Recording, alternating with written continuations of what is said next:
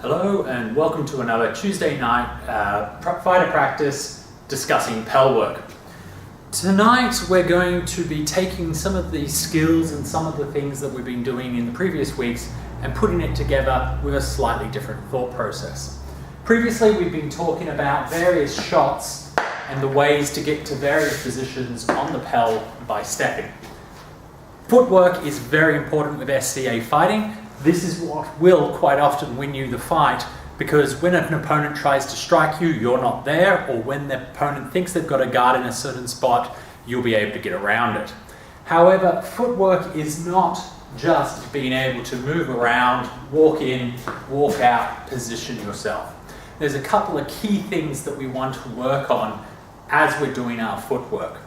One of them is to not just come in and straight out. This is how many people fight in a very linear way. It has some advantages, it has some very massive disadvantages. The advantages are, it's easy. You know where you're going to be, your force is being directed at the Pell, which means you're going to have no problems at all using that forward momentum force to actually strike at the Pell. And for that reason, a straight step forward is often good. However, where people fall down is that they then come straight backwards. The issue with coming straight backwards is that it allows your opponent to A, step forward to keep at the same range as you, and B, know exactly where your head, shield, body, whatever they're targeting is going to be, because it's not moving relative to them, it's just getting slightly further away. So that's the easiest thing to adjust to when you're throwing a shot. So this week, what we're looking at instead is, as we step in and do our 1 to 6 drill, what we want to do is, we don't want to do this straight linear forwards and backwards. Instead, what we're looking to do is instead step forward to throw one shot, stepping sideways to throw the second, and then backing out from the Pell in a completely different direction from where we actually stepped in. What this should be looking like is a kind of arrowhead / triangle where you're coming in on one angle and you're exiting on either a different angle or a different route around. Also, don't forget, it isn't just a backwards angle that you can work with. For example, you can quite easily throw a shot, step into your Pell and throw again. That's really good in a fight because your opponent has to turn even more, and you can start doing things to make them uncomfortable, like stealing their fighting space. That's a topic that's a bit more advanced for what we're doing at the moment, but it's something good to keep in mind. What this means is that your 1 to 6 Pell drill actually becomes a bit more of an aerobic workout than just swinging the arm, because you will be stepping out, in, up and down to try and get different positions. Now, as a general technique, that is a great thing to work on, just that stepping, because that what it'll mean is that you'll learn certain skills, such as you do not throw well while only 1 foot is off the ground.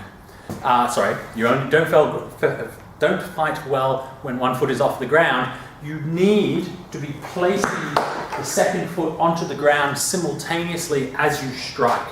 This will give you a good balance zone to project the force forwards, rather than just hanging out and kind of being able to be tipped over whenever you're trying to strike.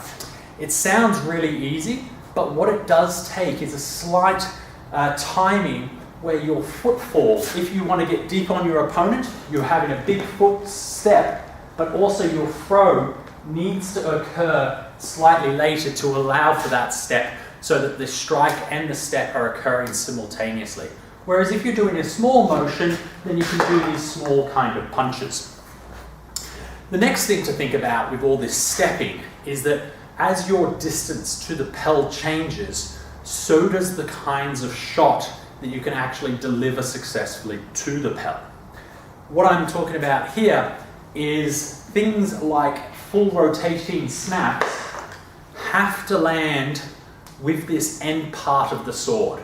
If you hit with a rotating snap in the middle of the sword or near the actual quillions of the sword, you won't deliver any power because the power is generated by this long traveling arc.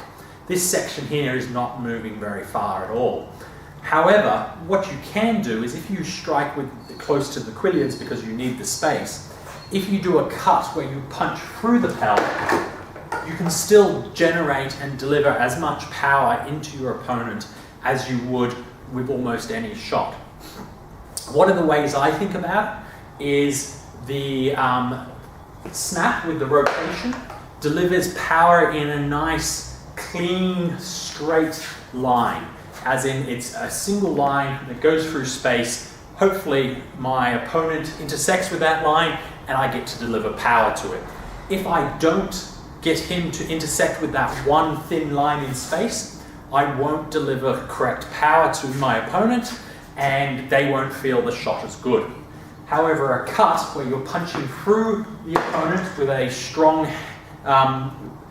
wrist grip, like the hammer blow, you're actually throwing much more on a plane, whereas the good blow is traveling through space through the entire length of the sword to some degree. There are bits in the middle where, because of vibrations and balance, it doesn't tend to hit as well. But what it means is that if your opponent steps in closer or moves further away, you can much more easily guide the sword to hit them because you're hitting along the plane that the sword is transcribing.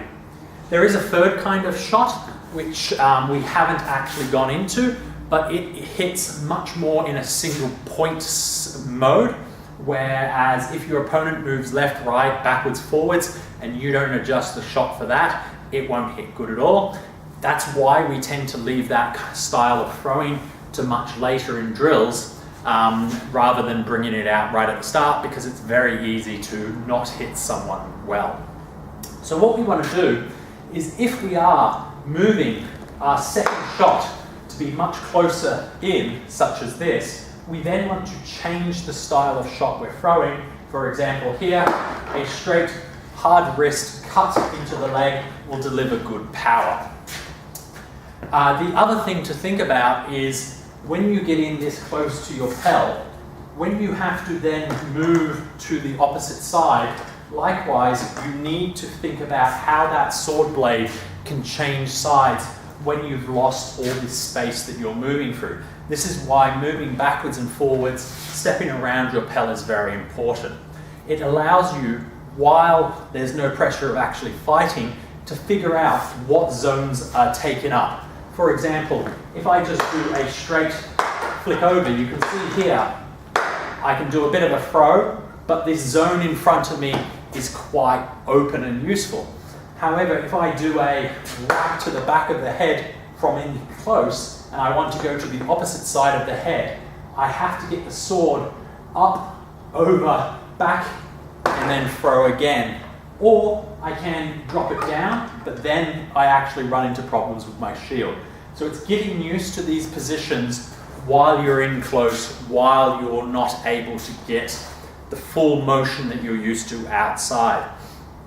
The other thing to remember is when you're far away from your opponent, you're looking for a much more linear side-on stance to your opponent, because you're trying to project power towards your opponent and to get that long throw.